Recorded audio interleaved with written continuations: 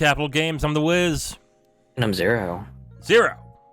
Today, Xbox and Bethesda had their Developer Direct presentation today.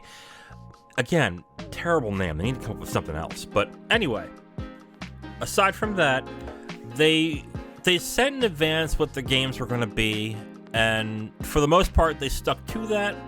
They had one surprise, but we'll get to that first. I think let's start overall first. What were you expecting before this Direct came by? What were you expecting to see? Honestly, I was just expecting just something real cut and hey, here's how far in development our games are. Here's maybe a vertical slice of just how the gameplay and mechanics work, and that was really the most of my expectations. Okay. Yeah, I wasn't expecting surprises. Some people were expecting Starfield would be here. I did not think that was going to happen. Especially with the fact that they laid out all the cards right in front. They weren't going to do any sort of surprises, except for one, but we'll get to that one because there's a bit of a story behind it. Right. So why don't we get into what was announced and what was talked about in the Direct? And the first thing that was announced, or not announced, but was shown off in some detail, was Minecraft Legends. This looks to be, when we were discussing this game during the stream, I said RTS, and I don't think that's quite right. This reminds me of, remember Brutal Legend? Yeah. This kind of reminds me of that, but I don't think that's entirely a one-to-one comparison. But this kind of reminds me of that, but I guess with a competitive mode inside of it as well. But that's what it kind of reminded me of. Minecraft Legends is basically, they take Minecraft, turn it into an RTS-like, with some AI mechanics where you can control what your AI partners do to a certain extent. I guess that's the best way. And then there was also one of the things that they mentioned was being able to recruit mobs of enemies and stuff like that, and basically sick the mobs of enemies on like your enemy's base and everything. Because they were talking about this one archer mob that one of the developers was like, oh yeah, we discovered how effective this like archer NPC mob is. That just if you take like a group of 40 to 60 of them to a base that's got like a bunch of base defense turrets, then they shred them. So we're constantly discovering new things. So I know that was one aspect that they definitely talked about, just the ability to just sort of recruit enemy mobs to do your dirty work for you. Yeah. It looked interesting, and it looked like something I would get into since I kind of like RTS games, and I definitely like strategy games. The question I had in the stream with you, and I want to reiterate, is basically, why are they putting this in the Minecraft engine except to get younger kids to give this game a shot? Because the game that it looks like, I don't think will really cater to the Minecraft crowd, except for the whole building bases thing. But in that, the base building is very streamlined, it looks like. So I'm not entirely sure who this audience is for, because if you're going for the Minecraft crowd, I don't think it's gonna reach them very well. They're gonna look at it and goes, okay, that's neat, whatever, next. Which is kind of what happened with Minecraft Dungeons, I believe. We'll get into that in a little bit. But who do you think this is for, and who do you think they're going for in this? Honestly, I'm still sort of struggling with that question, even now after a couple of hours have passed. Because, one of the thoughts I had in my head was maybe like a family that's really, really deep into Minecraft. Maybe you've got like an older dad and maybe his like younger daughter or his younger son, or maybe you've got an older mother with her kids or something. Big Minecraft fans, but maybe the parent was a big RTS fan or something like that. Maybe it could be like something for a few generations of family to kind of get together and sort of merge interests, Minecraft with real-time strategy with a PvP element in it. But I think honestly, kind of like what I'd commented in our discussion when the stream was going on, it's really just going to be hard to find a balance on pleasing the target audience, because if you're trying to please the RTS audience, it's got to have a little bit of complexity, or the RTS audience is just going to get bored of it and go, okay, well, this was cute, but there's so little complexity. This isn't really worth my time to play and really dive into. But if it's not Minecrafty enough, then you might end up losing the children as an audience base, because they'll just be like, okay, well, not really too into the building elaborate castles thing, and also having to fend off attacks from enemy players and wild mobs. Sorry, this ain't for me. Yeah. It's just something I don't know how they're going to find a balance with it. I looked up sales numbers for Minecraft Dungeons before we got on the stream here. I was surprised by the amount of players that played the game. They boast they have 10 million players over 10 million who played Minecraft Dungeons. This is also a Game Pass game, so is Minecraft Legends. From what I have read and what I've seen of people who have played Minecraft Dungeons is that they played it, it's competent, but it's too kiddie for me, or it's not in-depth enough where it would steer me away from playing Diablo or something else for a long period of time. And then on the other hand, I have anecdotal experience as well with my nephew, who tried Minecraft Dungeons and played it for a little bit, liked it, but didn't play it long. It didn't capture him to play it longer than, I guess, maybe 5 or 6 hours. Because I actually was like, hey, you like Minecraft, you might like this. He gave it a shot, he played a little bit, and then it just got bored of it. I guess my question is, what they're trying to do here is trying to get that audience into different types of games. If this is an RTS, that's another thing too I think we should be clear on. We're not sure if this is an RTS or not. This may not be but it does have those qualities in it. I guess the only thing they're trying to do here is use Minecraft as a bridge to other games that they're having, like Age of Empires or something along those lines. Hopefully get kids or younger gamers or casual gamers into that type of genre. But again, RTS is not something that, it's not really a game that has a lot of popularity anymore. So it's one that I'm not sure of why they're going this route, except just to have a Minecraft of a different type of game. Likely it's probably just trying to expand the brand and just kind of dive it into different genres in hopes of maybe potentially just maybe trying to capture a new audience that may not have considered Minecraft in a different genre. But that's really the only thing I can surmise out of this. Like, they had Minecraft story mode. I remember that. And that didn't work out very well. In fact, that game is unavailable to play at this point if you haven't bought it already. And then there was Dungeons, which came out and kind of left in a whimper. Apparently they had 10 million players, but I'm really curious as to who exactly bought the game, to be completely honest. I wonder if expanding upon the Minecraft brand is really a sound strategy, and maybe not just expanding Minecraft would be the better thing to do. Like, if you're gonna have something like this, like in Minecraft Legends, why not implement that kind of game into Minecraft instead of just making it a separate thing? Is my question on that. Except for, I guess you're looking at that and go, well, you can get people to spend $60 on the game. That's why you do it. Fine. Yeah, that, or maybe it's something with the engines or whatever. Just the engine in the main Minecraft game may not facilitate this sort of RTS-like gameplay. That's probably true too. I will be honest, I'm curious about it, and I will probably give it a shot when it gets on Game Pass.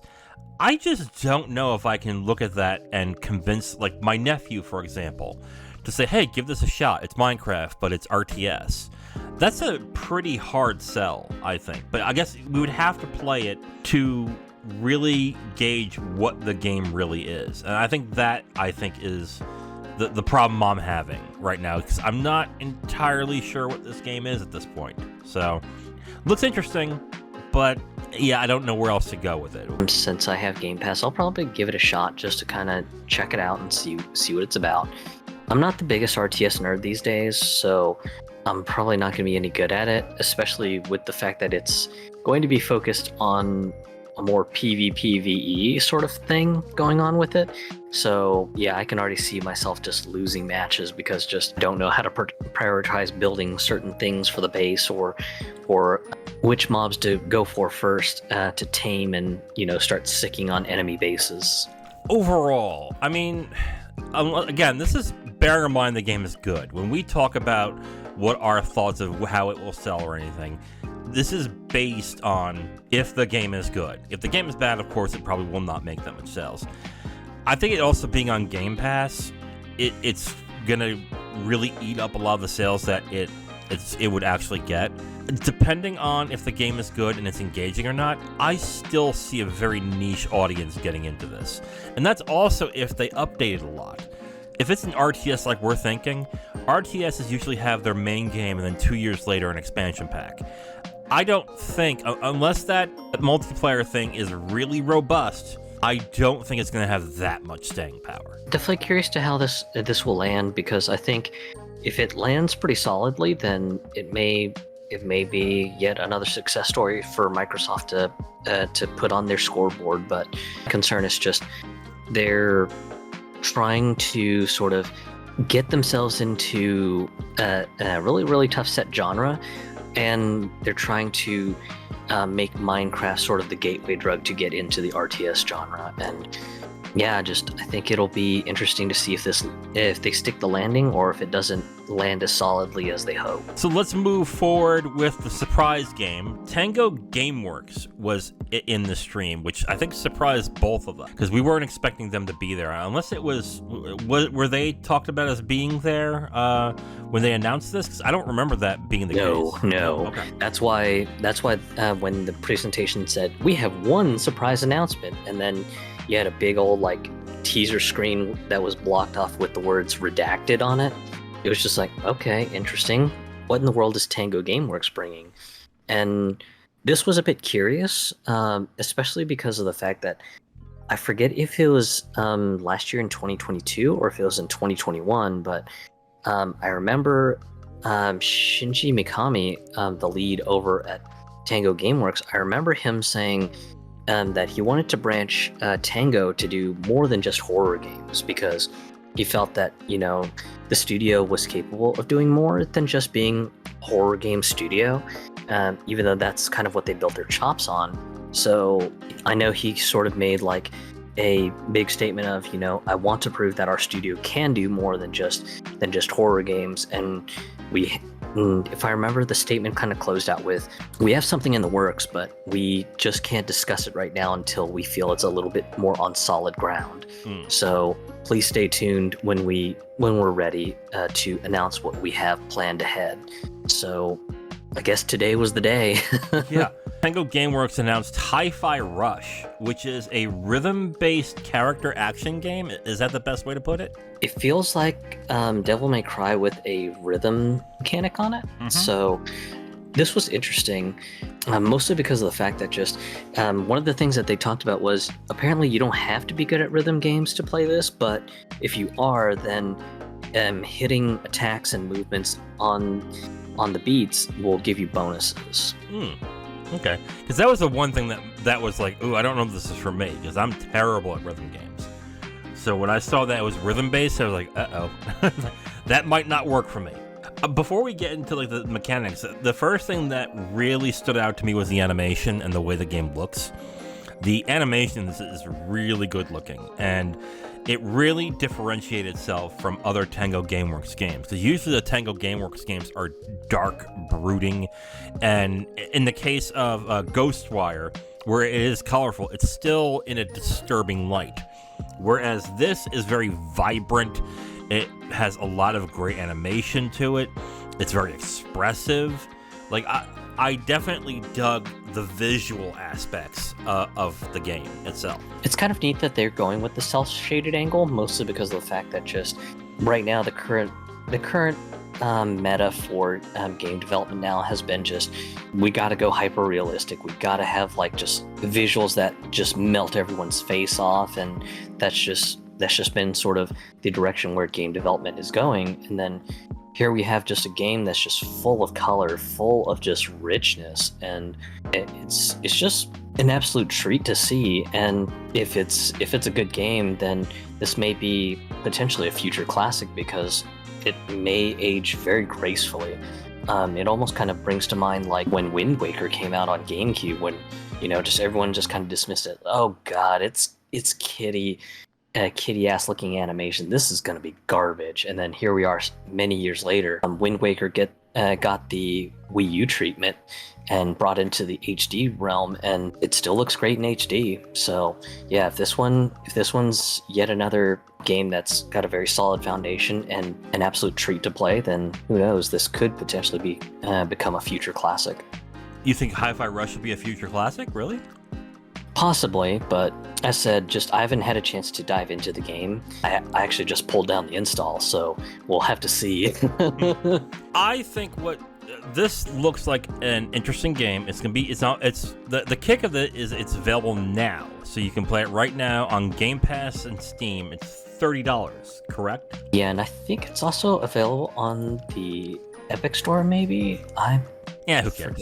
Yeah, it is. Okay. So for PC, it's available on Steam, the Epic Store, and the Microsoft Store. And then it's available on the Xbox Series S and X consoles. Okay. And the price point's really good. It's $30. Yes, absolutely. So the price is attractive. The game looks good. This was a stealth release, so reviews are not a thing with this unless reviewers got this in advance, which might be a possibility, might not be. So that is interesting. The other thing I thought was interesting is the game does feature some licensed music in it. Yes. The artists that they mentioned that were on Hi-Fi Rush were Nine Inch Nails, The Black Keys, Prodigy, The Joy Formidable, Number Girl, Wolfgang Gartner, and Zwan. I don't know half of them, but yeah.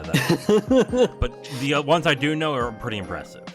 But yeah, like this looks interesting, and character action games sell okay if they're part of a brand that people recognize. Other than that, it's a wait for reviews kind of thing. But the visual style and what it's going for could garner some decent sales. But I think a lot of people will give this a shot. I think at the very least, which I think is a good thing for Tango Gameworks especially. So I think this will be a positive thing for them, unless the game turns out to not be very good. I think we'll soon find out whether or not it's good. I know personally, I'll probably either check it out sometime tonight or maybe tomorrow. Okay, so why don't we move on to the next thing that they showed off, which is Forza I'm keeping that in. Forza Motorsport.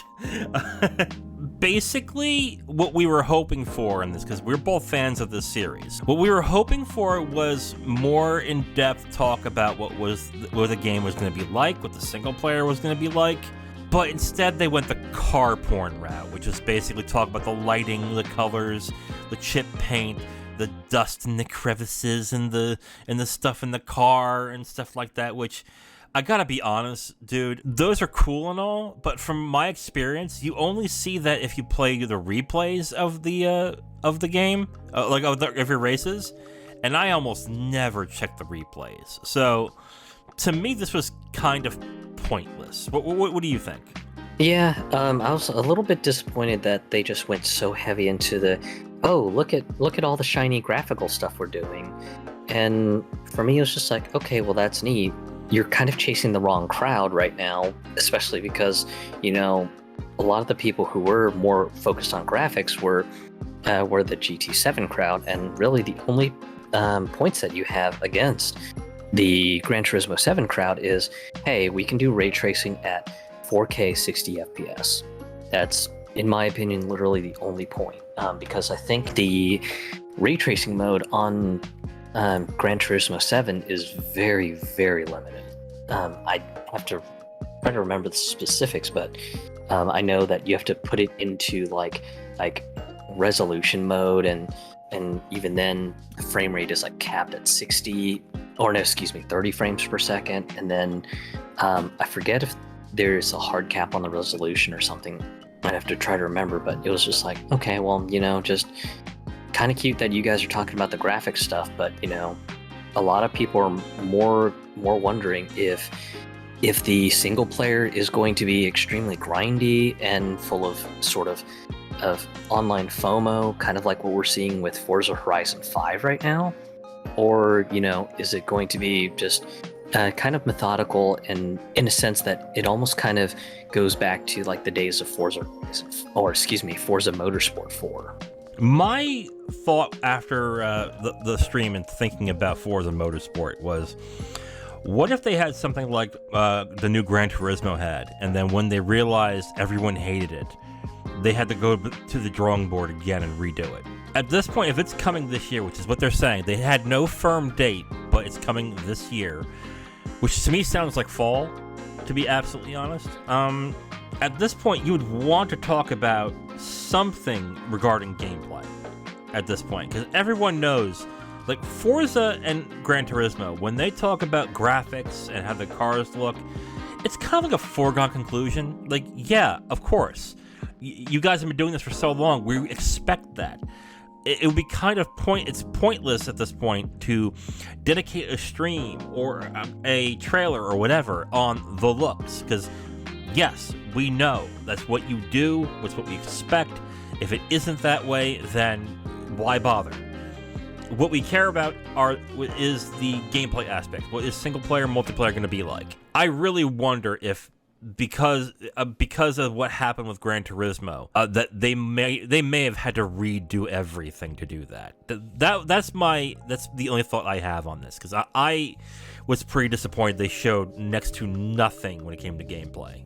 But what do you think? Why do you think they didn't show any kind of gameplay at all? Honestly, it's going to be hard to say. I am definitely with you that maybe just seeing the backlash to just how short the campaign mode in Gran Turismo 7 was maybe spooked them. And maybe they were just like, whoa, shit. People didn't like the short gameplay mode, and, just we were building Forza Motorsport to be, multiplayer centric, and just have the single player mode be a glorified tutorial before people get online. Okay, shit. Get back to the drawing board. We gotta really beef up the single player stuff, or we might have a whole bunch of people who will not be interested in playing this. So that's certainly a plausible reason, but yeah, I'm just really curious on just why they were real gun shy to really talk about the gameplay and everything. Now, they may wait until E3 to show that off, which fine. That might be the case. But at this point, Forza has been delayed a bunch, and people are kind of worried about the development and what's been going on with Forza Motorsport. So I would have thought that if you're going to show it off, you want to show off as much as possible, just to see like, hey, we're good now. But this does not quell that at all, I think. I mean, the people who are into the graphical stuff are going to be excited, and the things that they've talked about, I think, excited you, specifically the fact where they can have the type of noises that come from different engines are distinct to the engines and the parts that are in the car itself. I think that excited you to a certain extent. Those are interesting, but I'm not that type of racing guy. I'm not that type of car guy. I honestly don't care. You can have somebody going and I would be just fine. I'm like, okay, cool. I guess if cars sound like, I guess. And I'd be just fine. The fact they just went that route and nowhere near gameplay is pretty disappointing. So yeah, even on the graphical showcase stuff, there was a little bit of disappointment from me, and that was mostly with regards to the aerodynamic parts, because in that speech of we've gone like into much more detail on all the custom parts that you can install into your cars and stuff like that, and in one of the shots, there was the same Forza Motorsport performance wing that's been in the game since Forza Motorsport 3 even. And there's just like, really guys, really? You just wanted to show off that old wing that has been on the butt end of just about every single hyper-tuned car in the Forza Motorsport series forever. You didn't want to show, I don't know, some really cool licensed specialty wings from some of the aerodynamic part companies. Guys, this is not how to win people over to say, oh, well, we've gone to town with all the custom parts you can add. That's not really a good look, guys. I mean, I'm gonna play the game when it comes out. I know I am, but I'm really now getting kind of worried as to the gameplay aspects. I'm going to check it out just out of curiosity like I usually do, but I think really the bigger part that I'm just worried about is them going into the FOMO thing real hard, kind of like with Forza Horizon 5 right now. Mostly because just that's the FOMO stuff in Horizon 5 is actually the big reason I sort of dropped off of playing it after it came out, because it was just constant, hey, this week we've got this one limited time offer car, but you have to grind out X number of events to do it, and you have 1 week to get this car, and after that it gets thrown back into the lockup vault, and either you can try your hand at the auction house to get this car, or you can pray and hope to God we decide to bring this car out of the vault for you to earn again. And some of the challenges that were set up either were really fun but paid absolute garbage in the Forzathon points to buy the weekly bonus car, or it would be locked under the number of merit points of some of the events that you would have to complete for the weekly Forzathon. And some of the events that were extremely fun would maybe give you like 2 points out of the 60 points you needed to earn that car. So you're having to grind through all the events, and then you'd have like something like, hey, would you like 5 points on your weekly Forzathon event list scoreboard? And you're just like, yeah, because I need to get these points really friggin' quick. Oh, well, you can get 5 points if you play the multiplayer tag mode, but you only get the points if your team wins. Ugh. And you're just like, oh god, no. So that's really what I'm most worried about for Forza Motorsport, because if it's just going to be nothing more but FOMO City, then yeah, I'll probably just play it on Game Pass and go, okay, that was nice, moving on. So let's move on to the next thing that was shown off, and that is Elder Scrolls Online Necrom. I often forget this is still running, but I'm also not an MMO fan.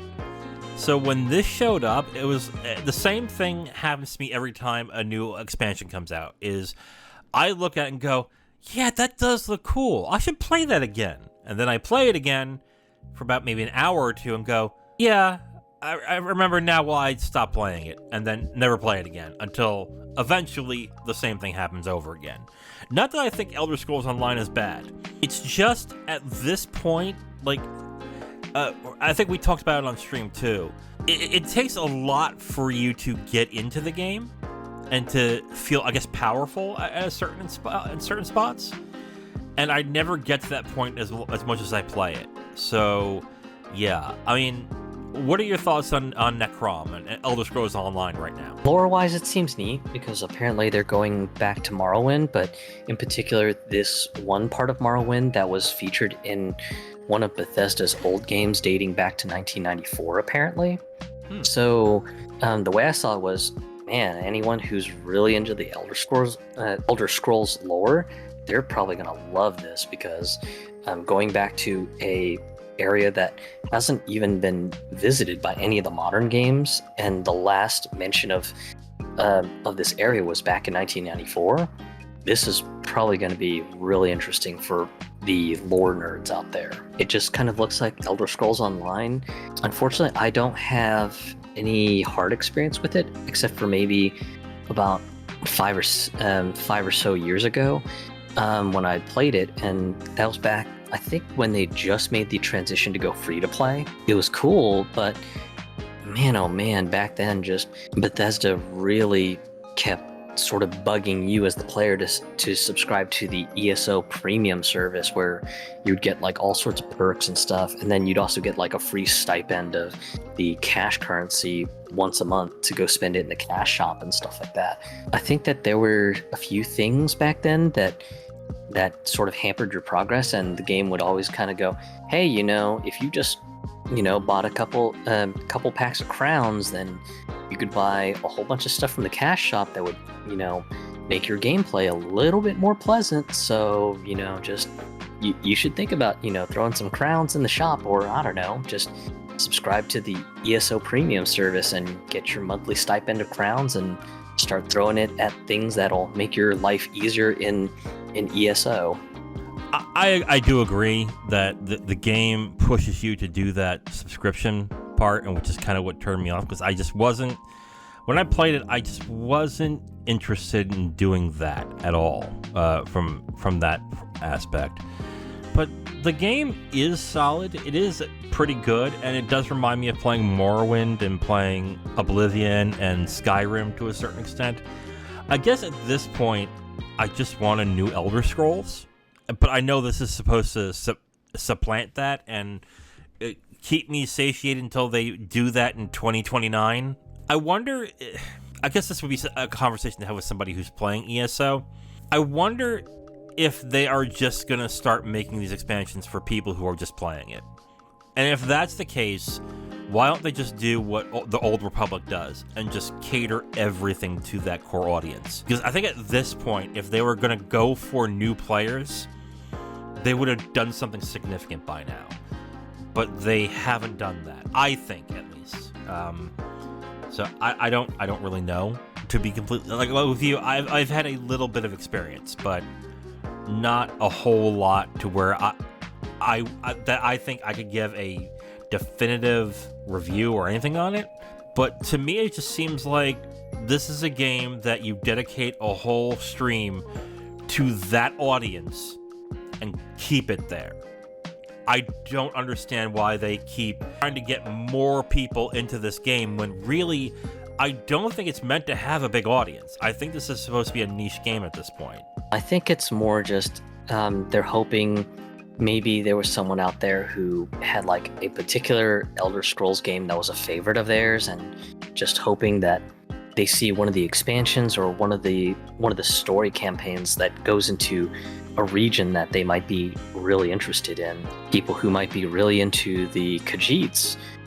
Maybe the announcement for the Elsewhere expansion was exciting for them because that's the land of the Khajiits. So that's really the only thing I can think of on why they try to broadly advertise Elder Scrolls Online. Just something that's maybe just kind of a, hey, are you a Elder Scrolls nerd to a particular set of lore or a particular part of the world of Tamriel? Then check out this new expansion. We go into this part of the world of Tamriel, or we go really deep into the story about the background of the Dark Brotherhood. I guess it's just maybe them trying to see if they can kind of snare somebody with just one piece of lore, and then once they've got them, then the player goes, oh man, I think this game's kind of cool. Okay, I guess I'll stick around. So that's really my speculation on the matter. I could see I could see why you'd think that. I guess my question is, are there enough people who are like that have that affinity for that lore? Because the thing that made Elder Scrolls, to me at least, seem interesting was not the story and the lore and the characters. I thought that was the weakest part of the entire game series.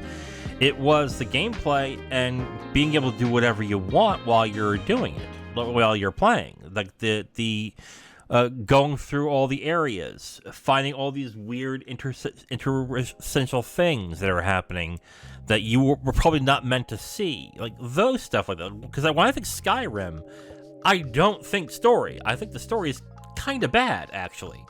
I think of, I walked down this area to do something, I forgot what it was, and all of a sudden this dragon popped out of nowhere and I had to fight this dragon. And it's those things that I think that are most interesting to, just not me, but I think to the most part for more gamers. I just don't think that there is that kind of, I don't think there is that much people who are into that lore. I might be wrong. But then I guess the other question I have is, okay, so they're interested in the Necrom expansion.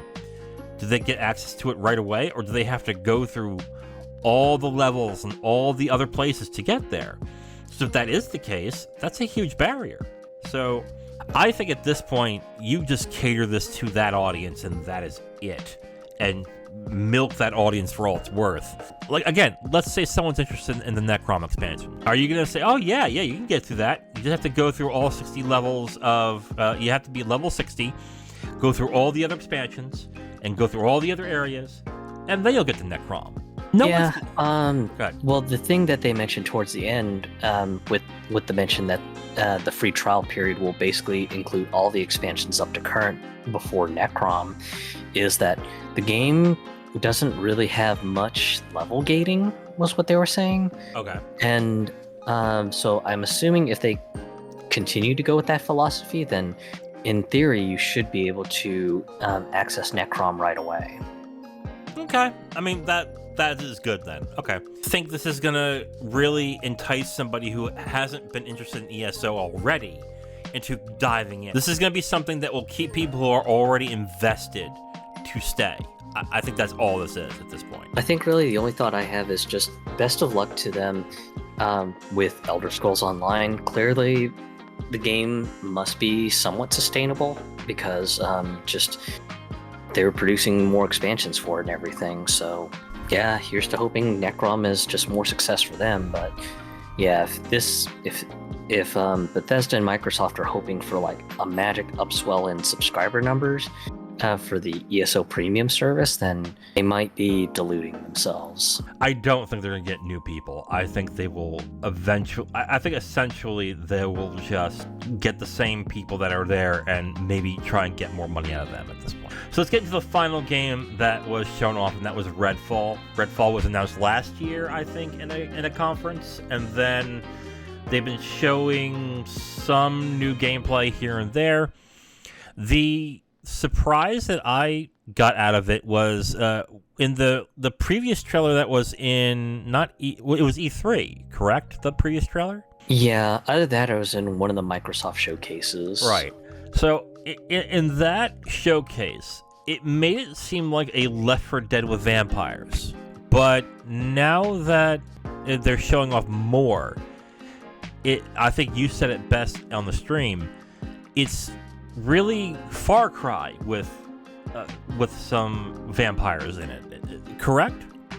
Yeah.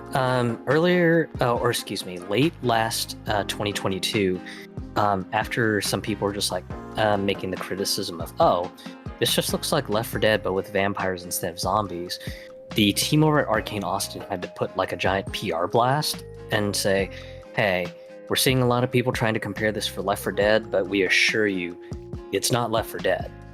This game is more exploration focused, but with playing the game co-op being more fun. So we'd like to have people think of it more similar to Far Cry, where you're going to be focused on exploring places, trying to liberate some of the safe houses from vampires and stuff like that.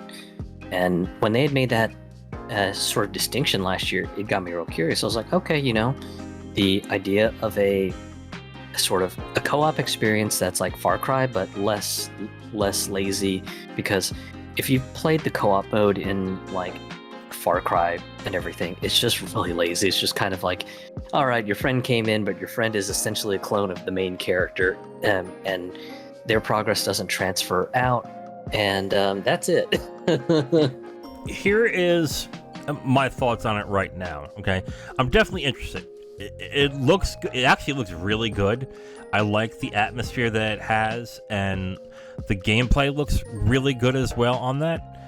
I guess the question is this better co-op, or can I have fun playing single player? Because it looks to me at this point, and it may not be true, but it looks to me at this point that this is very focused on multiplayer. Like, they want you to play in a group.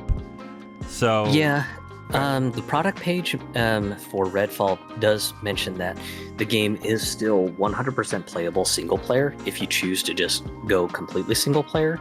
But yeah, the way how this particular gameplay trailer was kind of put together, it definitely kind of emphasizes the best way to play this game is with all of your friends. So that's the best way to play it?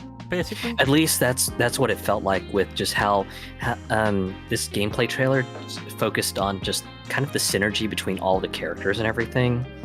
Like one character could set up like a springboard tower where you would jump high in the air, so the character that has like expertise in explosives could basically, while in the air, throw down an explosive, and then you have like one of the other characters hiding in like a sniper tower, cloaked and invisible, picking off some of the vampires at distance. And then you had like one of the other characters kind of using their robot drone to distract enemies and just have the drone take the heat while the team just kind of focuses fire on some of the enemies and stuff like that. So it definitely had a vibe of, hey, sure, you can probably play the single player, but you want all these crazy hype moments that we're showing off right now, you better try to find some friends and get together on this.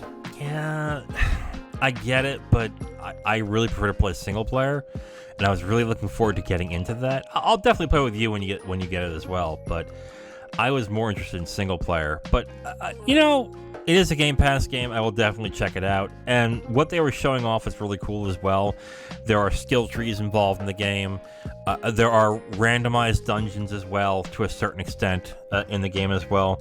Like, the things that they do and they show in the game make it really interesting, and something I would definitely want to check out. I think if everything goes well, this could be one of the first hits for Xbox this generation at this point.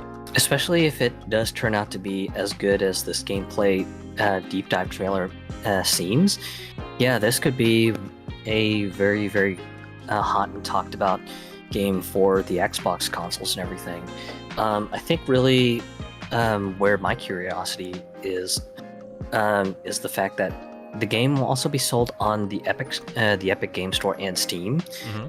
I do wonder if those platforms will be able to have cross-lobby compatibility with the Xbox and Windows Store purchasers of the game, because it would be a real fucking shame if the lobbies for the Steam version, the Epic Store version, and the Windows Store Xbox versions, if you all had 3 separate lobby populations. I think it would be an absolute travesty. That would be really bad, and that would be terrible. Ugh. That's one of the problems that Darktide has, amongst other things, of course. But that's one of the problems that Darktide has.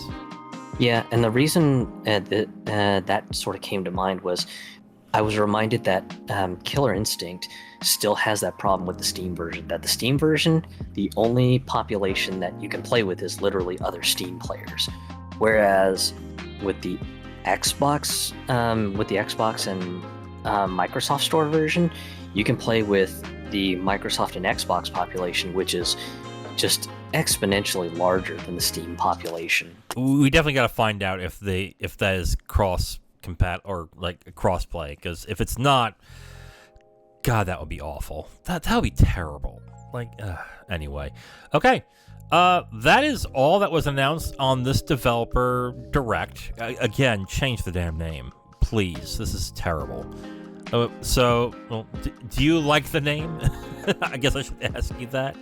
It just seems like a lazy attempt at kind of cashing in on the simplicity of the Nintendo Direct. Yeah. So, I get it. Sure, you're trying to condense it down. Sure, that's neat and all, but yeah, I think really it's just like, yeah, you guys could come up with your own sort of snappy original name, maybe. Yeah, call it the Money Hat Express. Go ahead, just dive right into the memes. But anyway, for what it was solid. I am still disappointed that they didn't show much on Forza. Hi-Fi Rush looks interesting. I will definitely check that out.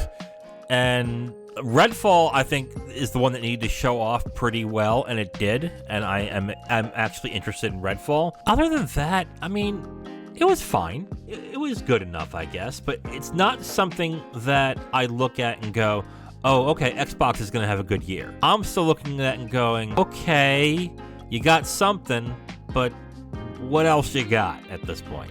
And it would really be a shame if they don't show something else off until June. Because if that's the case, and they're loading everything up for the fall, I don't think that would be a smart idea on their end. Yeah, if they stack up way too many titles towards the end of this year, then you might have a prisoner's dilemma with all the games competing against each other. And I mean, we've seen how well that ends up panning out.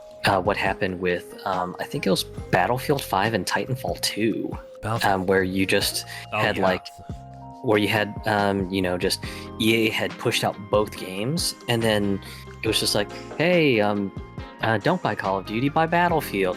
Oh yeah, we've also got this Titanfall thing too. It's pretty cool. And then of course, like months later, oh yeah, we're kind of disappointed with the sales of Titanfall 2. They weren't that good. It's just like, guys, you set up your own prisoner's dilemma.